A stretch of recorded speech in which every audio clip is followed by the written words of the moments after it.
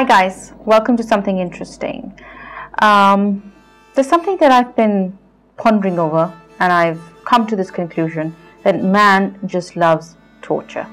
We either like to torture other people or we like to inflict ourselves with pain, but deep down I think we have this really perverse pleasure from seeing people in pain and by torturing them. I think deep down we're really all very, very bad, sinister and dark people. So based on that premise, I did some research on the kind of tortures that have happened to extort truth or confessions or forget confessions, even to get people to say what you want them to say. So, and I think that really is the purpose for torturing people.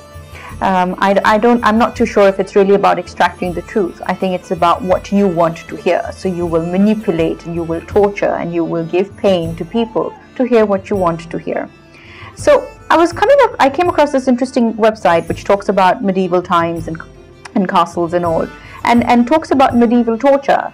And one of the ways of torturing the people has been the brazen bull. And the brazen bull was something that was kind of a device which was first invented in ancient Greece. And the whole idea was to slowly burn people in a brazen bull. So you will place the poor people where you think you don't want them committing any crime, and as a way of punishing them, you will place them in this brazen bull, and you will then lock them inside it. And from underneath you will get the fire going, and slowly the victim is actually going to burn to death. And since that wasn't pleasing enough, let's say, for the onlooker, the audience thought that just wasn't enough. They even modified it later so that the screams could sound like that of an ox. So yeah, there you go. And they say that this torture was not used as frequently in the Middle Ages, but it was even more frequent in the time of the Greek and the Romans, and was used in Central Europe. And it is basically very, very similar to being boiled alive. You're basically being burnt.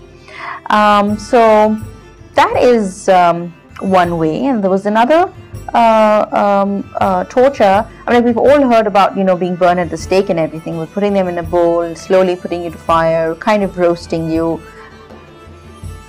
Okay, the other one is the water torture. Water, something we can't live without, and funny enough, something that you can't live without at times becomes a source of displeasure and torture for you.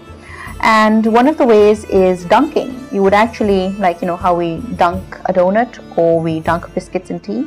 That's how they would dunk people. And it was basically reserved for witches. And the victim was basically tied to a chair and then elevated and lowered by the torturer into water. And it was done till the point that the victim actually passed out.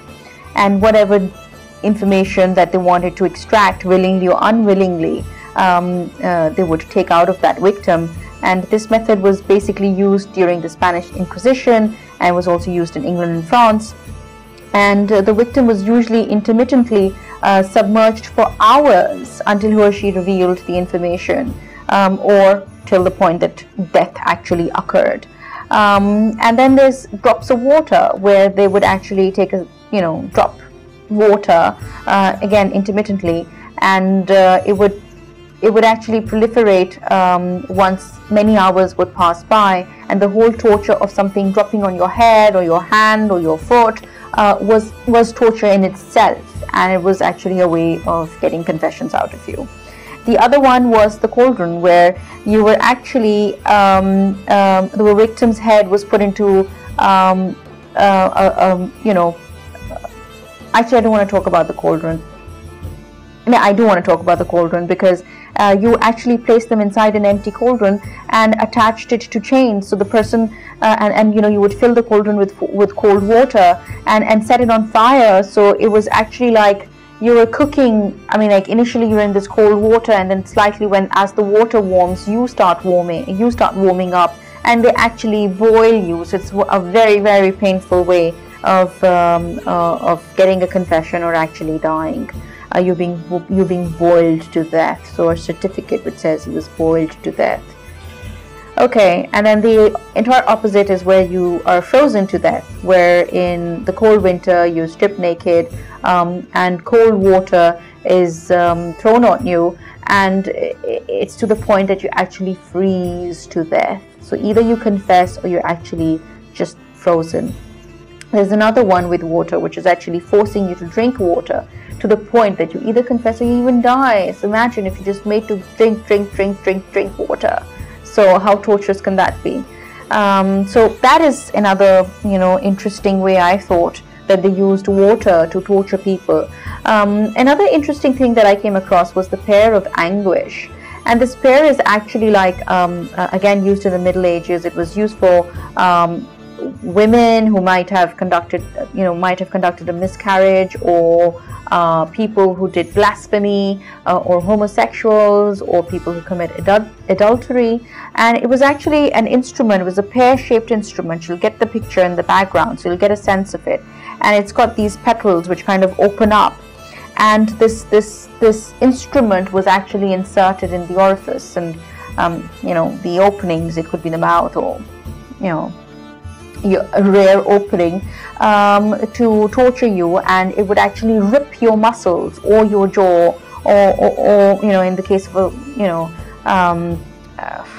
whatever, you get it. So it would just and I'm not being so open because I get some really nasty comments on Facebook then, so I'm just being very polite, and I leave much to your imagination. Or you could even Google the pear of anguish and you'll get a lot of information. So it would tear the muscles, and it would again get the confessions out of you, and it would expand. The pear would expand, and it would really mutilate your skin, and mutilate your muscles or the jaw. So again, the pear of anguish is a really painful way of getting confessions out, but it would not necessarily kill people.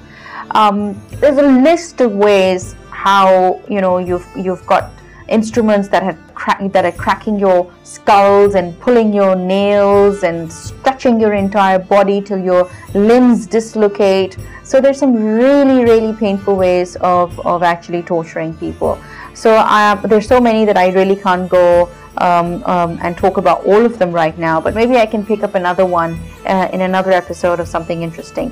But for now, I thought I'll discuss this with you. Till next time, take care of yourself. Bye-bye. And don't torture too many people out there, okay? It's bad to torture people. It ain't cool. Bye.